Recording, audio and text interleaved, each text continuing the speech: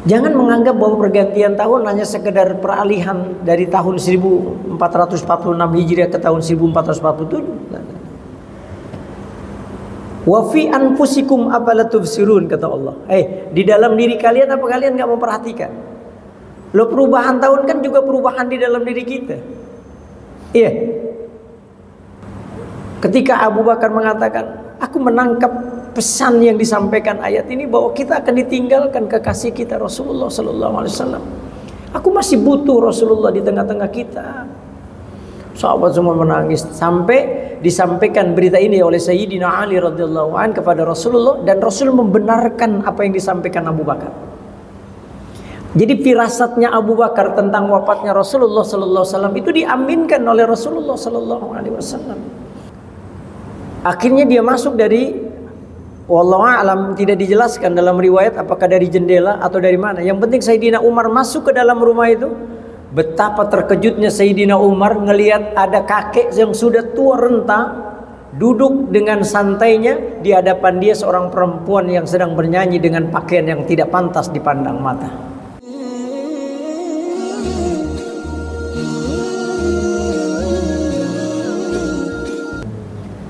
Hadirin yang dimuliakan Allah Subhanahu wa taala. Tidak terasa perjalanan waktu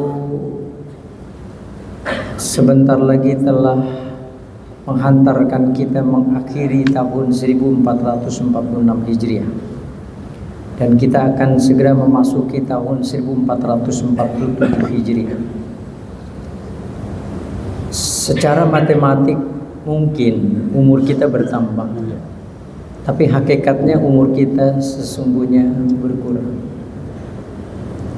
Dan kalau umur kita berkurang, itu berarti kita mesti harus memperbaiki diri kita sebaik mungkin. Karena tidak lama lagi pun kita akan meninggalkan dunia yang fana ini.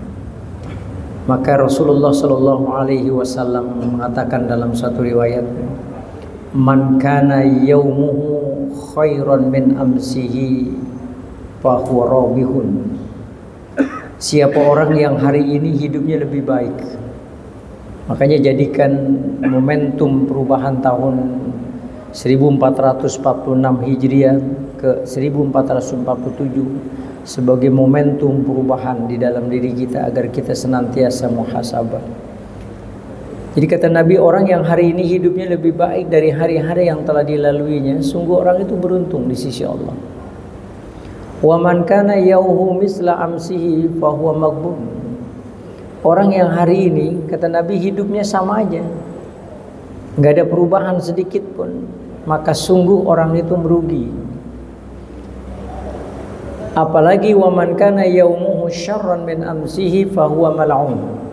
Siapa orang yang hidupnya hari ini, kata Nabi, itu lebih buruk dari hari-hari yang telah dilaluinya, maka orang itu termasuk orang yang dilaknat oleh Allah Subhanahu wa taala. Nauzubillah summa nauzubillah. Nah, hadirin sekalian yang dimuliakan Allah Subhanahu wa taala. Ini dalam rangka perubahan tahun, ingin mengajak hadirin sekalian untuk merenung. Ada sebuah fenomena yang menarik barangkali untuk kita jadikan renungan sebelum kita membahas topik. Fenomena ini terjadi persis 14 abad yang lalu, tepatnya di bulan Dzulhijjah yang sekarang kita berada. Jadi 14 tahun yang lalu, 1400 tahun yang lalu, bulan Dzulhijjah, tepatnya tanggal 10, Rasulullah Shallallahu Alaihi Wasallam itu menerima wahyu terakhir. Sebagian para ulama mengatakan sudah tidak ada lagi wahyu setelah itu. Jadi ketika Rasulullah sedang melaksanakan hajatul wada, itu wahyu terakhir diturunkan oleh Allah Subhanahu wa taala melalui malaikat Jibril alaihissalam. Wahyu terakhir itu kita baca dalam surah Al-Maidah, itu surah kelima dalam Quran ayat 3. Bunyinya, al-yauma akmaltu lakum dinakum wa atmamtu alaikum nikmati wa raditu lakumul islam madina. Jadi kata Allah, al-yauma akmaltu lakum dinakum, pada hari ini kata Allah, aku sempurnakan untuk kalian agama kalian. Wa atmamtu 'alaikum ni'mati, dan aku cukupkan nikmat-nikmatku untuk kalian. Wa raditu lakumul Islam madina, dan aku ridho Islam menjadi agama kalian. Itu wahyu terakhir yang diturunkan Allah, dan sudah tidak ada lagi wahyu setelah itu. Ketika ayat ini disampaikan oleh Rasulullah Sallallahu Alaihi Wasallam kepada sahabat, itu tanggapan mereka itu begitu sukacita. Mereka tumpah ruah kegembiraan mereka. Menyambut mereka riuh gembira luar biasa. Kenapa? Karena mereka merasa bahwa agama sudah dilegitimasi oleh Allah Subhanahu wa taala. Allah sudah cukupkan nikmat-nikmatnya, Allah pun sudah sempurnakan, tinggal mereka melaksanakan syariat yang termaktub di dalam ajaran agama, bahkan Allah pun ridho. Bagaimana nggak senang? Jadi tumpah ruah kegembiraan mereka ketika mendengar ayat ini diturunkan oleh Allah kepada Rasulullah Sallallahu Alaihi Wasallam. Tapi yang menarik adalah satu riwayat, ada sahabat yang bukan tertawa, dia malah menangis. Jadi sahabat ini bukan tersenyum atau tertawa gembira, tapi dia bercucuran air mata. Bahkan satu riwayat tangisannya itu terdengar dari rumahnya sampai keluar rumah. Satu riwayat katanya sahabat ini, ada yang mengatakan sahabat Abu Bakar As-Siddiq radhiyallahu anhu. Walaupun ada yang mengatakan Umar bin Khattab, tapi itu tidak begitu banyak.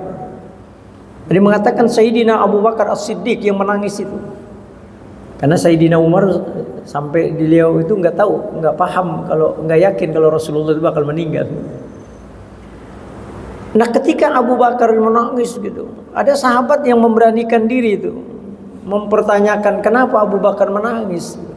Mestinya kan kita gembira, agama sudah disempurnakan oleh Allah, Allah suka cukupkan nikmat-nikmatnya, bahkan Allah ridho Islam menjadi agama. Mestinya kan gembira. Loh, kenapa nih Abu Bakar menangis terseduh-seduh ketika mendengar ayat ini disampaikan oleh Rasulullah Sallallahu Alaihi Wasallam? Sahabat bertanya itu, apa jawaban Abu Bakar? Kata Abu Bakar, bukan aku tidak senang dengan ayat ini. Aku menangis ini karena aku menangkap satu sinyal. Aku menangkap ada sebuah pesan dari ayat ini. Loh, kalau agama sudah disempurnakan oleh Allah, Allah sudah cukupkan nikmat-nikmatnya buat kita, Allah pun sudah ridho terhadap kita. Loh, kalian tahu nggak? Berarti kan ini menunjukkan bahwa misi kenabian dan kerasulan Rasulullah ini akan berakhir. Loh, kalau misi kenabian dan kerasulan Rasulullah berakhir, kalian tahu? Kalian tidak sadar kalau Rasulullah akan segera dipanggil oleh Allah karena misi kenabiannya sudah selesai. Itu yang membuat aku menangis, kata Abu Bakar. Aku belum siap ditinggalkan kekasihku Rasulullah Sallallahu Alaihi Wasallam. Itu ketika mendengar ini, sahabat yang lain menangis semuanya. Ketika Abu Bakar mengatakan, aku menangkap pesan yang disampaikan ayat ini bahwa kita akan ditinggalkan kekasih kita Rasulullah Sallallahu Alaihi Wasallam. Aku masih butuh Rasulullah di tengah-tengah kita. Sahabat semua menangis sampai disampaikan berita ini oleh Sayyidina Ali radhiyallahu anhu kepada Rasulullah, dan Rasul membenarkan apa yang disampaikan Abu Bakar. Jadi firasatnya Abu Bakar tentang wafatnya Rasulullah sallallahu alaihi wasallam itu diaminkan oleh Rasulullah sallallahu alaihi wasallam. Makanya Rasulullah sallallahu alaihi wasallam, karena beliau sudah melintasi 7 dimensi kehidupan, maka Rasulullah tahu akan kematian dirinya, bahkan kematian orang lain pun Rasulullah sallallahu alaihi wasallam itu tahu. Maka Rasulullah membenarkan firasatnya Abu Bakar. Dan apa yang terjadi? Maka wahyu terakhir ini turun, Rasulullah pun tidak lama kemudian dipanggil oleh Allah Subhanahu wa taala. Apa pesan yang ini? Apa pesan yang ingin kita peroleh dari kisah ini sebenarnya? Pesannya, sanggupkah kita melakukan apa yang dilakukan Abu Bakar setiap terjadi fenomena yang terjadi dalam kehidupan kita? Jangan menganggap bahwa pergantian tahun hanya sekedar peralihan dari tahun 1446 Hijriah ke tahun 1447. Wa fi anfusikum afala tubsirun, kata Allah. Di dalam diri kalian apa kalian nggak memperhatikan? Lo, perubahan tahun kan juga perubahan di dalam diri kita. Iya. Kulit kita makin lama makin keriput. Iya kan? Tulang kita yang tadinya kuat sekarang sudah mulai rapuh. Gigi kita yang tadinya tersusun rapi sekarang sudah mulai agak meninggalkan kita. Rambut yang tadinya hitam sekarang sudah mulai memutih. Makanya di dalam kitab Mawa'izul Usfuriyah, Syekh Abu Bakar Al-Usfuri itu menyampaikan diskusi di mana Allah setiap pagi itu tidak pernah bosan. Jadi Allah itu tiap pagi itu negur hambanya, ya ibadi, wahai hambaku, telah rapuh tulang belulangmu, telah keriput kulitmu, telah banyak gigimu menanggalkan dirimu. Sekarang kau sudah mulai melemah. Malulah kau di usiamu itu untuk bermaksiat di hadapanku, sebagaimana aku juga malu untuk menghukummu karena tuamu itu, kata Allah. Makanya ketika ada orang tua di akhir-akhir umurnya dia baru bermaksiat, Allah benci pada orang-orang seperti ini. Kan pernah tuh satu ketika Sayyidina Umar ini sedang belusukan. Jadi Sayyidina Umar ini kalau belusukannya di keheningan malam. Ketika Sayyidina Umar sedang belusukan, ini ditemani oleh Abdullah bin Mas'ud, seorang sahabat beliau. Ini dalam belusukannya itu, Sayyidina Umar itu malam-malam ngelihat ada lampu kelap-kelip gitu. Oh, Sayyidina Umar kemudian ke arah lampu itu, ternyata di sebuah rumah. Dan menariknya, malam itu Sayyidina Umar bukan mendengar suara zikir, bukan mendengar alunan baca Al-Quran, tapi suara perempuan menyanyi dengan desahan yang begitu membuat siapapun akan terpesona dibuatnya. Sayyidina Umar mau masuk ke dalam rumah, pintu ditutup. Sampai akhirnya Sayyidina Umar berusaha bagaimana supaya dia pengen tahu di dalam rumah itu siapa aja. Akhirnya dia masuk dari, wallahu a'lam, tidak dijelaskan dalam riwayat apakah dari jendela atau dari mana. Yang penting Sayyidina Umar masuk ke dalam rumah itu. Betapa terkejutnya Sayyidina Umar ngelihat ada kakek yang sudah tua renta duduk dengan santainya di hadapan dia seorang perempuan yang sedang bernyanyi dengan pakaian yang tidak pantas dipandang mata. Kaget Sayyidina Umar. Bayangkan, beliau ini seorang pemimpin besar, khalifah, ngelihat ada rakyatnya melakukan bentuk kemaksiatan malam ini. Sayyidina Umar agak marah gitu. Dan jarang Sayyidina Umar itu mengucapkan kalimat ya adu Allah, wahai musuh Allah.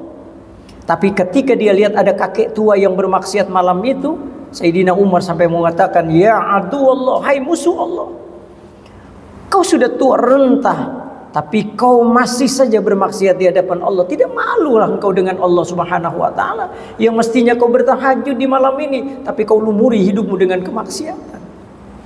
Sayyidina Umar itu, makanya siapapun pasti benci ngelihat ada orang yang tua bukannya malah menginsafi dirinya, tapi bermaksiat di hadapan Allah. Tapi lucunya itu, saya baca satu riwayat, ini kakek tua ini rupanya cerdas juga dia.